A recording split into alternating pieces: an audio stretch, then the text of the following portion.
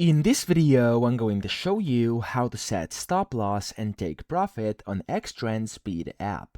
Now, the first thing you want to do, you want to go into your app and tap on market at the bottom, and you want to find the asset which you want to trade, okay? So I'm going to just tap on Bitcoin USD here up top. Then you want to go to either sell or buy towards the bottom, and you want to tap on that. And here again, you can select if you want to sell or buy at the top. You can do market or limit order. If you want a tutorial on that, you could go ahead and watch it on my channel. But then if you want to just set a stop loss and take profit, after you've set all of this above, you have the stop loss and take profit down at the bottom. So as you can see, if you toggle on stop loss, you can basically set it for a specific price and pips over here.